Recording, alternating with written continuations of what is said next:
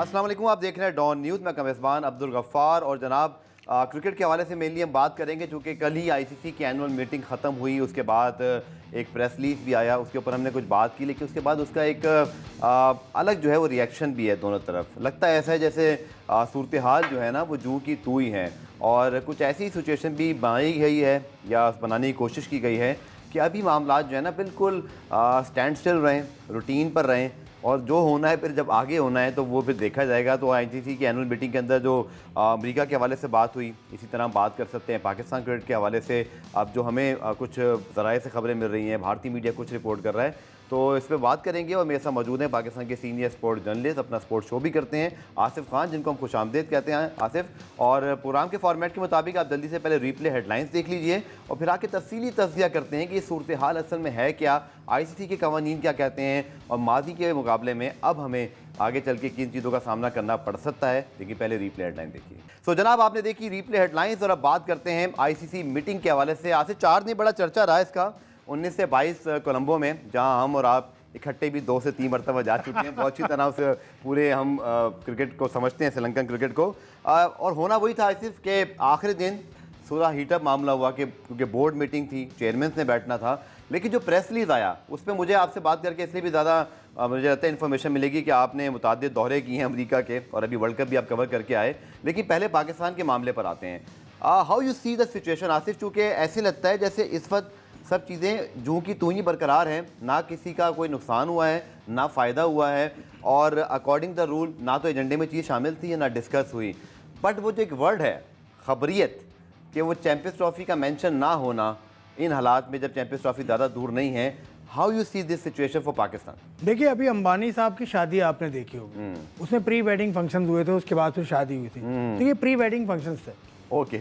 उसमें अंबानी जो है ना वो आईसीसी है, और आईसीसी के पाकिस्तान वो उस इवेंट का मैनेजर है कि उन्होंने मैनेज करना है इवेंट। बस इससे ज़्यादा पाकिस्तान की उसमें कोई हैसियत नहीं है। एक तो वो प्ले तो करेंगे, खेलेंगे तो सही, दूसरी टीम को बुलाना आईसीसी की जिम्मेदारी, उन टीम्स को सिक्योरिटी देना पाकिस्तान की जिम्मेदारी, उन टीम को अच्छा खाना देना, अच्छी रिहाइश देना, सब इवेंट मैनेजर की जिम्मेदारी। तो अंबानी साहब जाने कि कौन आएगा या कौन नहीं आएगा, पाकिस्तान की इसमें से ज़ीरो है। सही कि अगर आप किसी मुल्क को बुलाना चाहते हैं तो आईसीसी के दावतनामे पे आएगा, और वो ना आने की उसके पास वजूहात बहुत सारी हैं।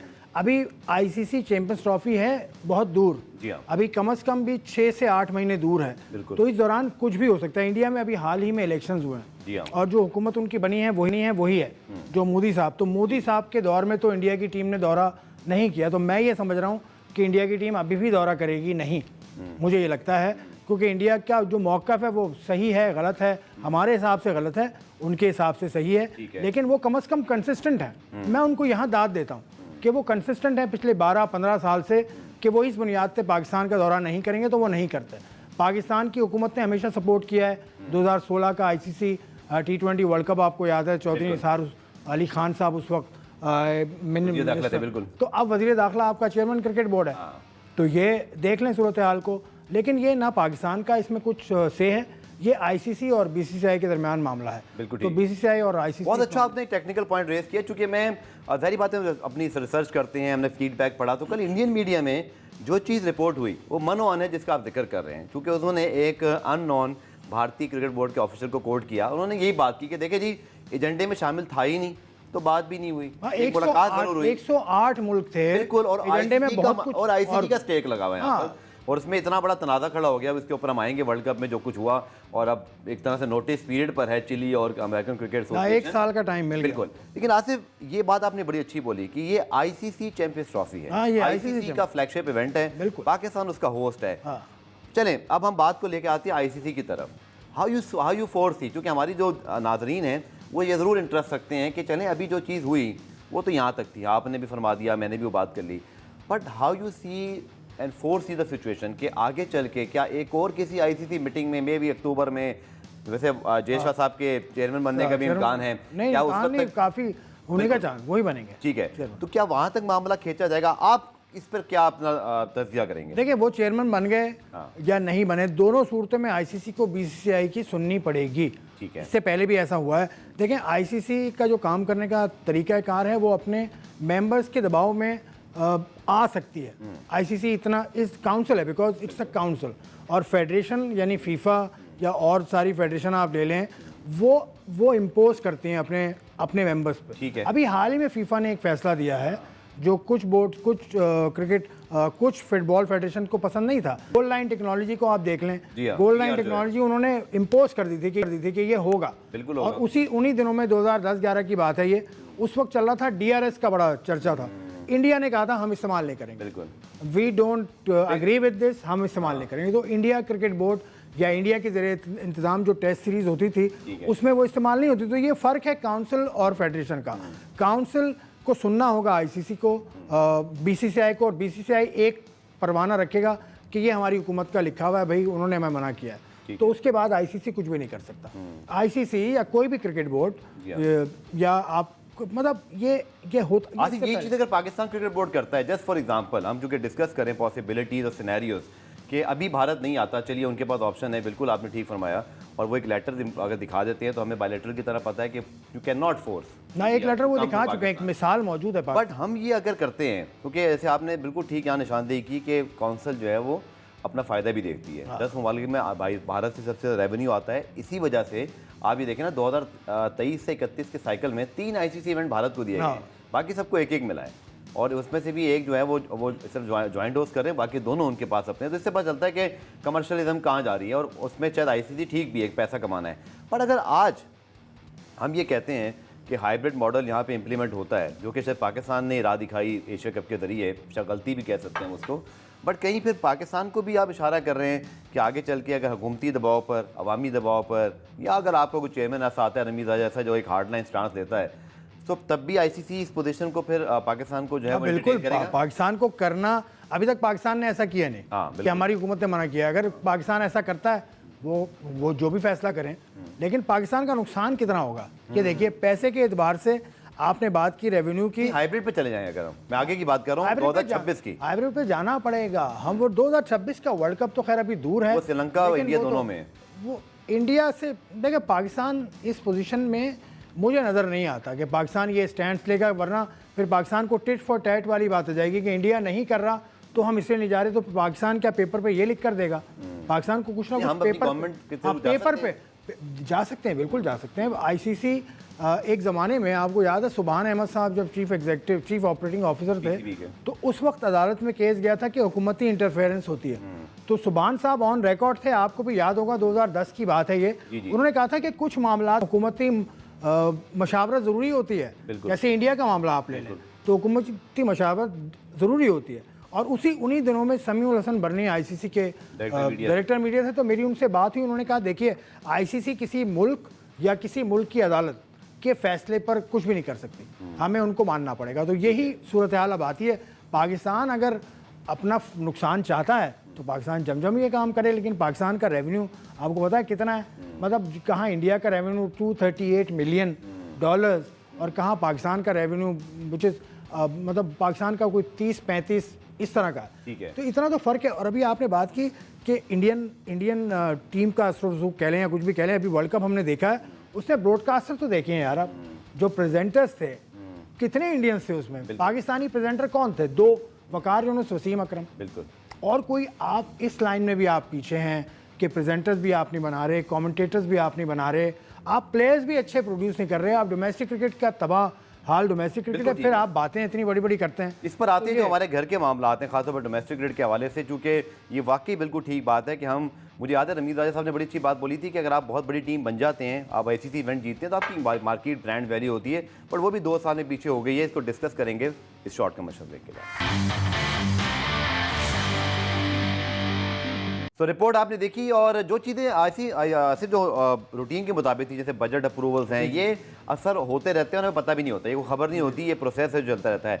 बट हम ये कह सकते हैं इस वक्त, क्योंकि ये भी अब चूँकि एक मीडिया वॉर शुरू हुई है, सोशल मीडिया पे ये खबर वो खबर, 90% गलत खबरों पे भी लोग एतबार कर लेते हैं। जैसे अफगानिस्तान क्रिकेट बोर्ड के हवाले से खबर थी कि उन्होंने मना ही कर दिया, लेकिन कल पाकिस्तान क्रिकेट बोर्ड के ज़राए ने हमें बताया कि ऐसी कोई बात नहीं, बड़ी अच्छी मीटिंग रही, बल्कि उन्होंने तो एक और सीरीज़ अंडर 19 की हमारे साथ खेलने की हमें पेशकश भी की है। नंबर 2, ये भी एक चीज़ चल रही है कि श्रीलंका को स्टैंड बाय कर दिया गया है, ऐसा हो जाएगा। आईसीसी का इवेंट है, आईसीसी खुद तो नहीं चाहेगा ना कि अपने इवेंट को ख़राब करे। 12 अरब रुपए के लागत से पाकिस्तान में रेनोवेशन हो रही है, पाकिस्तान में टीमें आती रही हैं और पाकिस्तान की सिक्योरिटी के मामला आईसीसी के लिहाज से बिल्कुल ठीक हैं। सो सेफली अभी हम ये तो कह सकते हैं ना, क्योंकि बहुत बड़ी पाकिस्तान फैंस की तशवीश तो नहीं है ना कि कोई इवेंट ही एक टीम के लिए यहाँ से चला जाएगा। नहीं, ऐसा कुछ हुआ ही नहीं ना। अफगानिस्तान की बात आप कर रहे हैं, जब मैंने खबर पढ़ी थी सोशल मीडिया पे तो अफगानिस्तान क्रिकेट बोर्ड मैंने रब्ता किया, उन्होंने कहा, उन्होंने जवाब दिया कि नहीं ऐसी कोई बात नहीं है। तो ये कोई भी अगर चेक करना चाहता है वो कर सकता है। Afghanistan cricket board is available on social media, WhatsApp का उनका एक ग्रुप है, उसके अंदर मैं भी हूँ। फिर ट्विटर एक ऐसा प्लेटफॉर्म है कि आप डायरेक्ट किसी से पूछें। बिल्कुल, पाकिस्तान क्रिकेट बोर्ड के भी वो काम मौजूद हैं, आप उनसे पूछें, मैसेज करें, वो जवाब देते हैं। बिल्कुल देते हैं। तो जब आप किसी चीज़ को चेक नहीं करेंगे फिर बाकी सारी चीज़ें मीडिया पे डाल देंगे तो यार ये तो फिर ज्यादती की ना आपने हमारे साथ। अफगानिस्तान ने जब ऐसा कुछ कहा, ये एक साहब ने ट्वीट किया था कोई 5 रोज़ पहले, तो मैंने उनसे ऊपर लिखा, मेरी ट्वीट मौजूद है कि अफगानिस्तान क्रिकेट बोर्ड ने ये बात कही कब है, कहाँ कही, कब कही, क्योंकि मैं इसको चेक कर चुका था। तो ये सिंपल सा रूल है, कोई भी खबर हो उसको चेक कर लें। तो ये सबके लिए अवेलेबल है, या कम से कम वेट ही कर लें। वेट कर लें कि अगर आपके पास कहीं से स्क्रीनशॉट आ गया तो जायज़ है कि आप उसको मनोन डाल दें। बल्कि मुझे याद है आमिर मीर साहब हमारे बड़े सीनियर स्पोर्ट जो है वो स्पोर्ट्स जर्नलिस्ट नहीं, लेकिन आमिर मीर साहब उन्होंने भी चेक करके, एंकर हैं, उन्होंने चेक करके डाल दिया था। तो उस वक्त भी बड़े वसूल, क्योंकि उनके जारी बात है जो एक करंट अफेयर्स के हवाले से जिस लेवल पे वो बात कर रहे थे तो उसी में अंदाजा हो गया था। लेकिन मैं माजरत के साथ, मैं आमिर मीर साहब बड़ा नाम है और दूसरे नाम है, लेकिन sports journalism is a different field all together. एक वो मुल्क के जो ताल्लुकात है ना, मुझे उस लगा कि उन्होंने चेक किया होगा इसको कि भाई पाकिस्तान या अफगानिस्तान गवर्नमेंट क्या इस हद तक जाएगी कि पाकिस्तान आने से वो इनकार कर देंगे। नहीं, कॉन्टेक्स्ट में बात कर रहा हूं कि तो सही है, लेकिन क्या क्रिकेट बोर्ड से उन्होंने पूछा था? मैंने पूछा था क्रिकेट बोर्ड से, ठीक है, हुकूमत से मेरा राब्ता नहीं है। लेकिन कोई भी बड़ा जर्नलिस्ट, वो उसकी फील्ड अलग है। करंट अफेयर्स में मैं, अगर आप या मैं, हमें भी एक्सपीरियंस है ना, 20-20 साल तो हमें भी हो गए, हमसे करंट अफेयर्स का कोई प्रोग्राम क्यों नहीं कराता? क्यों नहीं कराता? क्योंकि we are not able. Point, लेकिन उन्होंने जो बात लिखी थी ना कि मैंने चेक किया पाकिस्तान और अफगानिस्तान गवर्नमेंट के लेवल पर कि क्या ऐसी कोई चीज़ तो नहीं है, तो उन्होंने कहा नहीं ऐसा कुछ नहीं है, पाकिस्तान में हम खेलने आ जाएंगे। अब आसिफ जो बात है, अगर हम बात करते हैं, एक और खबर भी आई कि जी पाकिस्तान इंडिया न्यूट्रल वैल्यू पे, ये खबर तो मैं को 50 दफ़ा पढ़ चुका हूँ पिछले 2-3 सालों में। ये ख्वाहिश हो सकती है, अफवाह है, अफवाह जी, ये ख्वाहिश हो सकती है, लेकिन जब एक टीम पाकिस्तान आने को तैयार नहीं है, बायलेटरल सीरीज और हमारी अब FTP में रखी ही नहीं जाती, अब ये आउट ऑफ सब्जेक्ट हो गया हुआ है, फिर कैसे? मतलब यार इस बात पे तबसरा भी क्या करे आदमी। एक अफवाह होती है, एक स्टोरी होती है, एक न्यूज़ होती है। स्टोरी होती है वन साइडेड, अफवाह तो सुनी सुनाई होती है, और न्यूज़ होती है दो तरफा चेक करके अगर आप लगाते हैं। क्योंकि आपने बात की ना न्यूज़ की, एक और न्यूज़ है, कल बड़ी देर तक ये कंफर्म नहीं हुई, पर later on it's confirm specially from the Pakistan side कि यस, चूँकि बोर्ड मीटिंग थी, इसमें तमाम क्रिकेट बोर्ड के चेयरमैन मुसाफा करते हैं। इतनी कर्टिसी तो सबकी होती है कि हाथ भी मिलाते हैं, खैरियत पूछते हैं। वो नकवी साहब और जय शाह साहब के दरमियान भी हुआ।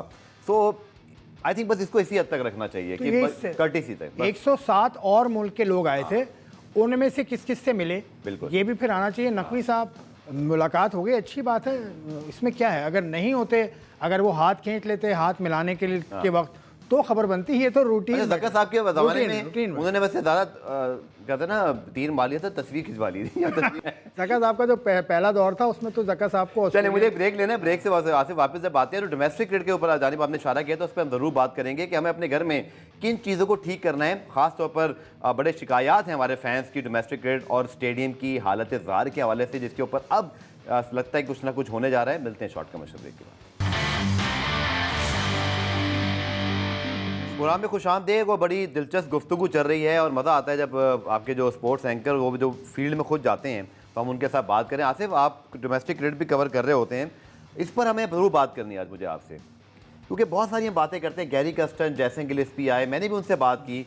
सच्ची बात है, मुझे ना उस तरह से चीज़ समझ नहीं आई। मैं नहीं कह रहा कि उन्होंने जवाब नहीं दिया, that will be very unfair for जैसन गिलेस्पी, बट मैं ये उनसे पूछ रहा था कि सर आप तो नेशनल टीम के साथ हैं, बट पाकिस्तान को तो अभी वो लड़के प्रोड्यूस करने नीचे से जो ऊपर आके खेलें, वो कैसे होगा? ये जो ग्रिप जो गैप है आसिफ, जो कि बना हुआ है कि इंटरनेशनल क्रिकेट और डोमेस्टिक में हमारा गैप, फिर हमारे परफॉर्मर वहाँ जाके चल नहीं पाते, PSL के लड़के भी परफॉर्म नहीं कर पा रहे। आप डोमेस्टिक क्रिकेट फॉलो कर रहे हैं, वहाँ हम क्यों नहीं कंसंट्रेट कर रहे? वहाँ कोई जैसन गिलेस्पी या गैरी कस्टन जैसा एक नामी ग्रामी चाहे पाकिस्तानी यूनुस खान है, मोहम्मद यूसुफ को आप सिलेक्शन कमेटी में बार बार डाल देते हैं। आपका MC का डायरेक्टर बहुत अरसे कराची की एकेडमी आपके सामने, आप रोज़ वहाँ से गुजरते जाते हैं, कुछ भी नहीं हो रहा होता। वहाँ पे कोई बड़ा नाम मौजूद नहीं है, ये इन चीज़ों की तरफ तवज्जो क्यों नहीं है हमारी? तवज्जो इसलिए नहीं क्योंकि पाकिस्तान क्रिकेट बोर्ड स्टेबल नहीं है। रमीज़ राजा साहब जब 2022 में थे तो काफ़ी वो स्टेबिलिटी नज़र आ रही थी, इन अ सेंस कि उनको पता था कि 3 साल के लिए डायरेक्शन भी, उनको 3 साल के लिए, तो उन्होंने जो भी काम किए, सही किए गलत किए, उस पर बहस हो सकती है कि उन्होंने जो जूनियर लीग कराई थी वो सही थी गलत थी, ठीक है, उससे बहस आप कर रहे थे because he has the time in hand. फिर अचानक वो जब हटे ना, उसके बाद से जो अनसर्टेनिटी है वो क्रिकेट बोर्ड को काम नहीं सर। लोग ये पूछते हैं कि यूनुस खान, मोहम्मद यूसुफ, शोएब अख्तर, शाहिद आफरीदी, वसीम अकरम, वकार यूनुस, इस तरह के जो हमारे, अगर मैं रिसेंटली बात कर लूँ तो और अब्दुल रज़ाक और कुछ नाम जो सिलेक्शन कमेटी में जाते हैं, हमारे अकेडमीज़ में अंडर 19 हमारी जो ग्रास रूट लेवल की टीमें हैं, इस पर हमें कोई बड़ा खिलाड़ी नज़र क्यों नहीं आता? एक वजह क्या उनके पास इंटरेस्ट नहीं रहा, या वो कोचिंग करना नहीं चाहते, या हम पूछते नहीं हैं? How you see the situation? देखिए बहुत सारी ये तीनों वजूहात हो सकती हैं, लेकिन पाकिस्तान क्रिकेट बोर्ड पूछता नहीं है। यूनुस खान से पूछा था, लेकिन उन्होंने जाके लाहौर में एक वीडियो दूसरा बना दिया कि उनको कमरा किसी और का दे दिया। ठीक है, ये सारे मामला हुए। फिर यूनुस खान आए भी, लेकिन वो सीनियर टीम के साथ आए के दौर में बैटिंग कोच बने, ठीक है, बैटिंग कोच सीनियर टीम के साथ आए। जूनियर टीम में अगर किसी बड़े नाम ने काम किया है तो मोहम्मद यूसुफ, और काफी अरसे से कर रहे हैं टीम के साथ भी। लेकिन जो आपके जूनियर के कोचेज हैं वो कम नहीं है किसी से, मतलब रहमान साहब, मसरूर साहब, आसिम रिजवी साहब, और मैं किसी का नाम अगर बोल रहा हूँ, आजम खान साहब, जो आजम खान टेस्ट क्रिकेटर हैं वो हैं, और जितने भी कोचेज नीचे, वसीम खुद, मोहम्मद वसीम जो आज विमेन टीम के साथ हैं, ये इनका भी he has come through the ranks. ठीक है, तो ये इन्हीं को आप स्टार बनाइए ना। ठीक है, अगर नहीं आना चाह रहे, वसीम अकरम नहीं आते, वकार मैं ये नहीं कह रहा कि आप इनको कोई मेंटोर के तौर पे डायरेक्टर वगैरह, जो जैसे एनसी में आपको याद है वीवीएस लक्ष्मण और राहुल द्रविड़ ने अपने कैरियर की शुरुआत बीसीसीआई के साथ एज अ डायरेक्टर एनसीए वहाँ की जो भी कहलाती है उससे की, वीवीएस लक्ष्मण की तालीम पता है के साथ काम किया, फिर वो ऊपर आए। वीवीएस लक्ष्मण की तालीम आपको पता है, डायरेक्टर लेवल पे आदमी को कुछ लिखना पढ़ना भी पड़ता है। बाकी बात आप समझते हैं कि खिलाड़ी बहुत बड़े हैं, लेकिन ये एडमिनिस्ट्रेटिव जॉब है। जिस तरह रमीज राजा को ये एडवांटेज था कि वो पढ़ाई लिखाई के अलावा मार्केटिंग उनका एक्सपीरियंस भी था। 2003 में भी वो पाकिस्तान क्रिकेट बोर्ड के साथ काम कर चुके हैं बतौर।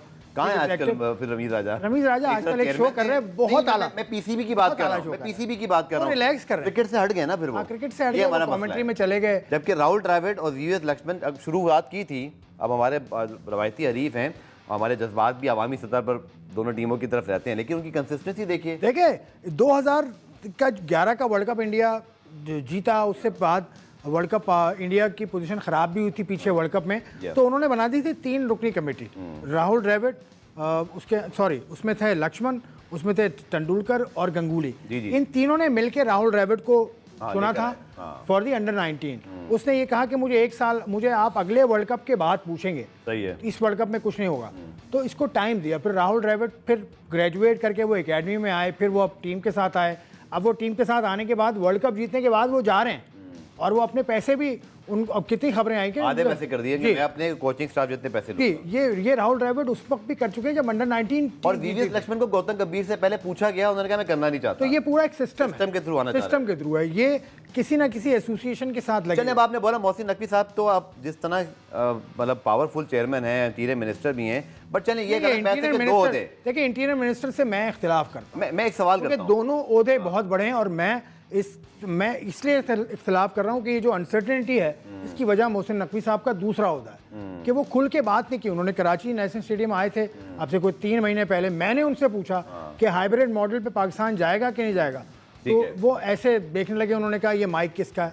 तो आप इस तरह से नहीं करें ना, आपको जवाब देना होगा। अब जो हुआ सो हुआ, अब मुझे नहीं पता वो कब तक 2 दे रखेंगे, ये उनकी चॉइस है। हम इस लेवल पे नहीं है कि उनकी उस चॉइस को डिस्कस करें, इस चॉइस को हम जरूर डिस्कस करते हैं। बट पाकिस्तान क्रिकेट का भला तो इसी में ना कि मोहसिन नकवी साहब अपनी टर्म पूरी करें। आप सर जो भी नहीं हो कि आप दोबारा से टर्म पूरी करें, और आप सिर्फ अपने टर्म के लिए ना खेलें, आपको लॉन्ग टर्म गेम खेलना है। ठीक है, मतलब लॉन्ग टर्म गेम का मतलब है आपने सिर्फ ये नहीं देखना कि मैं चैंपियंस ट्रॉफी करा दूं, ठीक है, मेरे एक तमगा लग जाए, बात खत्म। आपको आगे देखना है, आपको स्टेडियम नए बनाने हैं। सही है, स्टेडियम, ये जो स्टेडियम नेशनल स्टेडियम है, इसकी हालत तो देखें जाकर। बिल्कुल, नेशनल स्टेडियम हो गया, सबसे अच्छा स्टेडियम आपका मुल्तान स्टेडियम है, क्योंकि वो सबसे बाद में बना।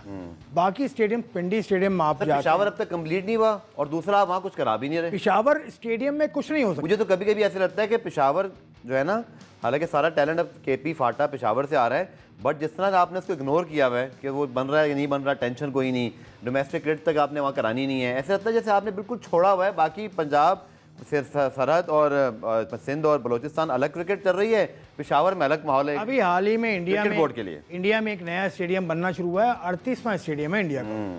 तो यार हमारे यहाँ तो शेखोपुरा भी है, फैसलाबाद भी है, हैदराबाद है। लोग बोल रहे हैं, वहाँ के लोग सवाल करते हैं हमसे सोशल मीडिया पर कि हमारे स्टेडियम में क्या होगा। सच्ची बात है कि हमने तो वो स्टेडियम देखे भी नहीं है, वो हमारे पहले से स्टेडियम मौजूद हैं, तो ये हाल है। तो देखो स्टेडियम, पेशावर की बात की, पेशावर का स्टेडियम थोड़ा सा रोड से अंदर है, माली बाग बिल्कुल उसके साथ है, उसके अंदर है, बहुत गुंजान जाना ही मसला है। उस वो फ्लाईओवर भी अब बन गया है, जो बाहर से एक फ्लाईओवर आ रहा है, तो उसने और कंप्लीट करके डोमेस्टिक क्रिकेट शुरू करा देना उधर।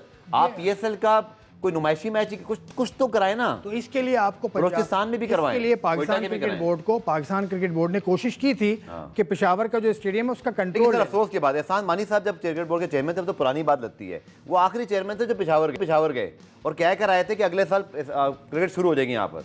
देखिए वो कह कर आए थे, वो उस वक्त आए थे जब मानी साहब, देखिए मानी साहब इमरान खान साहब के दौर में चेयरमैन थे। इमरान खान साहब की हुकूमत है केपी में, जी बिल्कुल। तो केपी में अब जो हुकूमत है वो भी इमरान खान या पीटीआई की। पीटीआई का क्या तालमेल है इस वक्त मोहसिन नकवी साहब के साथ, ये बहुत ज़रूरी है, क्योंकि आपका स्टेडियम आपका होना चाहिए। स्टेडियम आपका होना चाहिए। पेशावर का stadium is not the property of Pakistan cricket board, ये सबसे बड़ा मसला है। सिर्फ पाकिस्तान क्रिकेट बोर्ड के बाद जो एक स्टेडियम है, कराची का स्टेडियम पाकिस्तान की प्रॉपर्टी है, कोयटा का स्टेडियम पाकिस्तान की प्रॉपर्टी है, तो ये बड़ा चक्कर है। क्रिकेट बोर्ड के हुकाम जाके मिल सकते हैं, मिले थे अब से चंद महीने पहले मिले थे, जाकर नदीम खान वहाँ गए थे और लोग गए थे, तो ये बात नहीं बन। हैदराबाद भी बाय द वे बहुत अच्छा स्टेडियम, बहुत अच्छी। और पेशावर में मैं अभी रिसेंटली गया हूँ, पेशावर मर्दान, वहाँ स्टेडियम इतने ज्यादा बन रहे हैं। शमा क्रिकेट ग्राउंड वहाँ पर, जहाँ ये रिजवान खेलता है, हारिस खेलता है, मतलब स्टेडियम। अब ये आसिफ आपके सामने है अरबाब या स्टेडियम, इसके सेकंड टियर, अब ये लाहौर में जो रेनोवेशन हो रही है वो एग्जैक्टली इस तरह की हो रही है। अब स्टेडियम की लुक तो देखें, नहीं बहुत, बट दुख ये हो रहा है कि अब तक इसके ऊपर 4 साल से काम हो रहा है और हम क्या बातें कर रहे हैं, कंपटीशन करेंगे हम इंडिया से, ऑस्ट्रेलिया से, हम एक स्टेडियम तो बना नहीं सके, कंप्लीट नहीं कर सके। बजट बढ़ते बढ़ते, जो मैंने आखिरी बार चेक किया था, 1 अरब 70 करोड़ पहुंच गया था इसका बजट। पाकिस्तान की टीम इस वक्त वुमेन एशिया कप खेल रही है। अच्छी खबर आई है जी, वहाँ से आज के पाकिस्तान ने मुत्तहिदा अरब अमारात को 10 विकेटों से हराया और उसके अंदर सादिया इकबाल, तूबा हसन और नशरा सिंधु की बड़ी अच्छी बॉलिंग है। इसी तरह हम करते करते बात करें तो पाकिस्तान के लिए इंडिया मैच आ रहे हैं, लेकिन फॉर्मेट ऐसा है कि हमारी टीम क्वालिफाई करेगी जो नज़र आ रहा है। सो वुमेन क्रिकेट लेकिन डिसअपॉइंट किया प्रीवियस टेन्योर में, जो आपने मैचेस हमने कराची में देखे, कवर किए, हमें शिकस्तें हो गई। हालांकि हम बेहतर टीम हो सकते थे। अब फैसिलिटेशन कमादी में कहा जाता था बड़ी अच्छी है, वसीम खान साहब ने से बड़ा काम किया था कि आपको पैसे भी बढ़ा कर दिए, फैसिलिटेशन भी की, बिजनेस क्लास भी। लेकिन अभी मैंने आपको एक ट्वीट देखा तो फिर मुझे अंदाजा हुआ कि सूरत हाल फिर से वापस आ गई। हालांकि बहुत अच्छी चॉइस है मोहम्मद वसीम को जो लगाया गया, आई होप कि वो परमानेंट और लॉन्ग टर्म हो, पर पता नहीं वो है कि नहीं लॉन्ग टर्म। नहीं, वसीम को अभी तो लगाया गया, टीम कैंप लगा था 10 रोज का कराची में, उस कैंप में डेलीज भी लड़कियों को नहीं दी गई। मैंने पता किया पीसीबी, तो उन्होंने कहा डेली इसलिए नहीं दी क्योंकि हम तीनों वक्त का खाना दे रहे हैं। अगर कोई निदा डार के पास कोई मेहमान आ जाए तो अपनी जेब से उसको कॉफ़ी पिलानी पड़ेगी। डेलीज इसीलिए होती हैं। खैर नहीं दी गई। उसके अलावा इनका बिजनेस क्लास का जो अप्रूवल था वो मार्क कोल, जो इनके फॉरेन कोच थे, और जो उरूज मुमताज़ जब चीफ सिलेक्टर बनी थी, तो उस वक्त ये तय हो गया था वसीम खान साहब के दौर में कि इनको बिजनेस क्लास ट्रैवल देंगे। इकॉनमी में गई है पूरी टीम श्रीलंका। उस पर भी पीसीबी से मैंने पूछा तो वहाँ से कहा गया कि 5 घंटे का ट्रैवल हो कम अज़ कम। तो श्रीलंका आप भी गए यार, अगर कराची से डायरेक्ट भी जाते हैं तो 4 घंटे, बिल्कुल कराची से डायरेक्ट 4 घंटे। ये दुबई गए हैं, दुबई में स्टे इनका तकरीबन 5 घंटे का। उसके बाद फिर ये वहाँ से कोलंबो गए, कोलंबो से बाय बस तंबुला आपने देखा। अच्छा आसिफ, आपकी बातें 5 घंटे, आपकी बातें सब ठीक है, लेकिन अगर इससे पहले देखा जाए तो बहुत वुमेन क्रिकेट में तब्दीलियां आई पाकिस्तान क्रिकेट बोर्ड में, लेकिन हमारी क्रिकेट की टीम की परफॉर्मेंस इतनी अच्छी भी नहीं। वजह है उसकी वजह, इस वक्त जो विमेन टीम आप देख रहे हैं ना, उसमें बड़े बड़े नाम अब निकल चुके हैं। आप अभी रिसेंटली रिटायर्ड हुई हैं बिस्मा मारूफ, तो उनके जाने से बड़ा फर्क पड़ा है। फिर निदा डार के साथ मैं देख रहा हूँ आलिया रियाज की फॉर्म वैसी नहीं है, क्योंकि आलिया रियाज बॉलिंग नहीं कर रही, तो ही जस्ट एज अ बैटर वो खेल रही हैं। फील्डिंग उन्होंने अच्छी की, दोनों मैचेस में कैच वैच लिए, लेकिन आलिया रियाज क्योंकि सीनियर परफॉर्मर हैं तो उनको स्टेप अप करना होगा मुझे लगता है। बाकी जो नई लड़की है गुल फरोज़ा, उसने दूसरी 50 बनाई है। मुनीबा जो है मैं उसको मुनीबा गुल कह गया जी जी, क्योंकि हमारी गुल फिरोजा जो है, गुल फिरोजा तो एक है बिल्कुल बाबर आजम जैसी लगती हैं देखने में। आज बड़ा अच्छा रहा आसिफ, क्योंकि मुत्तहिदा अरब अमीरात को सिर्फ हमने 103 8 क्रेडिट पर रिस्ट्रिक्ट किया, जिसमें फिर मैं देख रहा हूँ कि सादिया इकबाल की 2 विकेटें हैं, तूबा हसन की, और फिर 107 बगैर कोई नुकसान के पाकिस्तान ने पूरा किया। गुल फिरोजा के 62 रन हैं, मुनीबा के 37। मुनीबा ने कुछ हमें पावर रेटिंग की भी झलक दिखाई, जिससे उनकी बैटिंग अच्छी नजर आती है। विकेट कीपर है Muneeba, wicket keeper basically she is not a first choice wicket keeper, ठीक है, वो नजीहा अलवी है, लेकिन ये स्ट्रेटजी में वसीम को क्रेडिट जाता है कि उसने एक बैटर बढ़ाने के लिए इनसे विकेट कीपिंग कराई। चलिए अच्छा नजर आता है, लेकिन असल में इंडिया से ही मुकाबला, इंडिया की टीम, वुमेन टीम इंडिया की टॉप क्लास है। उसकी वजह बहुत सारी हैं, लेकिन इंडिया का जो सेंट्रल कॉन्ट्रैक्ट जो लड़कियों को मिलता है वही लड़कों को मिलता है। अभी कितनी बड़ी बात है कि बिल्कुल बराबर ने भी सवाल से अच्छा किया, बिल्कुल बराबर। जो इकोनॉमी, मुझे याद है किसी एक इवेंट में उन्होंने अपनी जो इनामी रकम है उसको भी किसी हद तक इम्यूलेट किया था, तो ये अच्छी बात है। लेकिन आसिफ बहुत शुक्रिया आपका, बड़ी दिलचस्प गुफ्तगू रही और तज़किया आपका हासिल किया मुख्तलिफ हमारे मौज़ूआत पर। लेकिन इंशाल्लाह वुमेन क्रिकेट चूँकि पाकिस्तान की चल रही है और इंडिया से शिकस्त के बाद हमने 2 अच्छे मैचेस जीते हैं, तो ज़रूर इंशाल्लाह हम कोशिश करेंगे कि वहाँ जो हमारी वुमेन क्रिकेटर थी मोहम्मद वसीम को अगर हम ले सकें और कुछ उनसे बात करें इस वक्त हालात हाज़रा क्या है वुमेन क्रिकेट की, कि उसमें किन चीज़ों को बेहतर करने की ज़रूरत है। पुराना रिप्ले में आज के लिए इतना ही, कल दोबारा से मुलाकात होगी, तब तक के लिए अल्लाह हाफ़िज़।